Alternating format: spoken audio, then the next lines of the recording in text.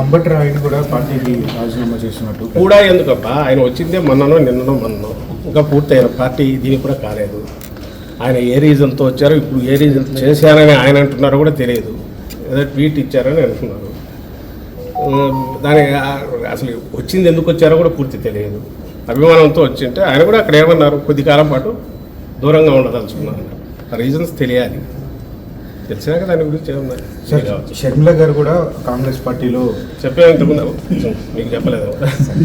కాంగ్రెస్ పార్టీలో చేరారు, పార్టీని కూడా విలీనం చేశారు. మరి ఆ పార్టీలో జాయిన్ అవ్వటం మరి వైసీపీకి ప్లస్ అవుతున్నా మైనస్ అవుతున్నా, అసలు మీరేమంటారు?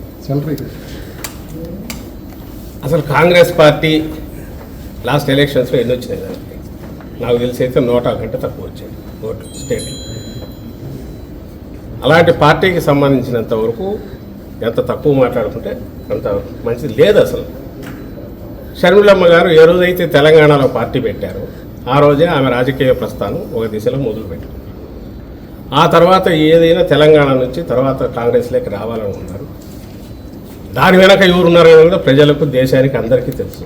ఈరోజుకు తెలుసు. చంద్రబాబు నాయుడు అనే వ్యక్తి అన్ని రకాలుగా ఒకవైపు కాంగ్రెస్ను మేనేజ్ చేస్తూ, ఇంకోవైపు బీజేపీలో తన మనుషుల ద్వారా మేనేజ్ చేస్తూ, పవన్ కళ్యాణ్ను, జనసేనను మేనేజ్ చేస్తూ, నేను ఎప్పుడు అంటుంటాను, ఆర్కెస్ట్రా ఏ నుంచి జెడ్ వరకు రకరకాల పార్టీలను, వ్యక్తులను అందరినీ ఇచ్చేస్తూ జగన్మోహన్ రెడ్డి గారు టార్గెట్గా ఎట్లా ఒట్లా అర్జెంటుగా ఆయన దించాలి. ఎందుకంటే వేరే రకంగా ఎదుర్కోలేడు కాబట్టి ప్రజల్లోకి వచ్చి కానీ ప్రజల సమస్యల గురించి దాని మీద యాక్ట్ చేసి కానీ, లేదా నేను అధికారంలో ఉన్నప్పుడు ఇది చేశానని చెప్పుకునే ఘనకార్యం లేదు కాబట్టి, అది లేదు కాబట్టి, సో ఇలా కొత్తవన్నీ తీసుకొచ్చి వీటి ద్వారా ఏదో సంచలనమైన ఇది జరిగింది అన్నట్టు ఒక రకమైన మీడియా పరమైన పర్సెప్షన్లు ఇది క్రియేట్ చేయడానికి చేసే దాంట్లో భాగంగా దీన్ని కూడా కుట్ర పన్నాడు.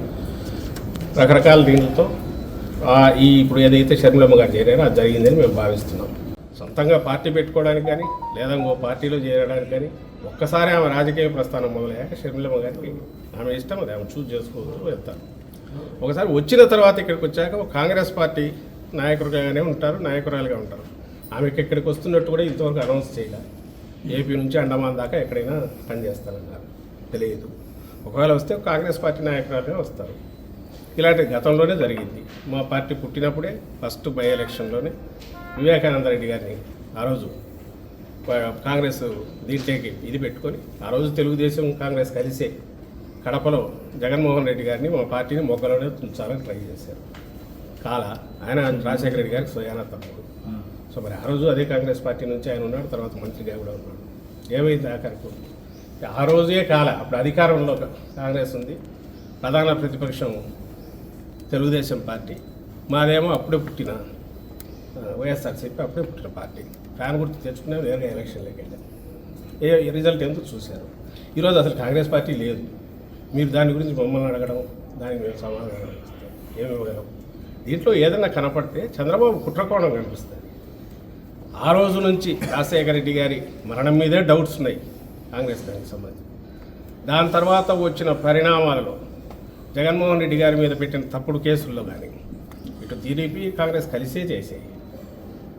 అక్కడి నుంచి ఆ జర్నీలో కాంగ్రెస్తో ఇప్పుడు ఈయన తెర వెనుకో ఏదో ఒక రకంగా అయితే కాంటాక్ట్లో ఉంటున్నాడు. ఇప్పుడు కొత్తగా దానికి మళ్ళీ ఇంత జీవం పోసి జగన్మోహన్ రెడ్డి గారి మీద దుమ్ము ఎత్తిపోయించడం ఎట్లా, లేదా ఏదైనా ఓటు ఏదైనా ఉంటే కొంచెం లాగ్గలమా అనే ఒక దింపుడు కళ్ళ ఆశతో ఈరోజు ఈ ప్రయత్నాలు చేస్తున్నారు. అంటే కాంగ్రెస్ షర్మిల కాంగ్రెస్లో చేరడం వెనుక టీడీపీ చంద్రబాబు హస్తం ఉందనా? ఖచ్చితంగా మొత్తం దాన్ని ఫెసిలిటేట్ చేసే దాంట్లో అది ఏ రకంగా డైరెక్ట్ వచ్చిందో కానీ మొత్తం మీద వచ్చి ఇది ఇట్లా జరిగితే ఆయన తనకేం కావాలనేది అందరి ద్వారా చేయించడానికి చేసే ప్రయత్నాల్లో అందులో తాజాగా ఇది కొత్తది ఇప్పుడు జరిగింది.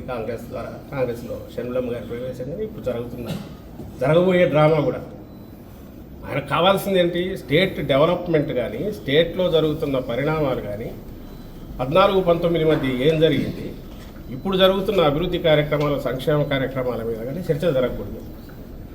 ఆ పేరు మీద ఆ అజెండాతో జనంలోకి వెళితే ఆయనకు మైనస్ మార్కులే వస్తాయి. ఎందుకంటే జగన్మోహన్ రెడ్డి గారు మేనిఫెస్టోలో చెప్పినవన్నీ చెప్పనివి కూడా పాజిటివ్ చాలా అమలు చేశారు, ప్రూవ్ చేసుకున్నారు. ప్రజల బ్లెస్సింగ్స్ ఉన్నప్పుడు ఇష్యూస్ డైవర్ట్ చేయాలంటే ఆయనకు ఎప్పుడు సంచలనాత్మకమైనవి, సంబంధం లేనివి, ప్రజలకు సంబంధం లేనివి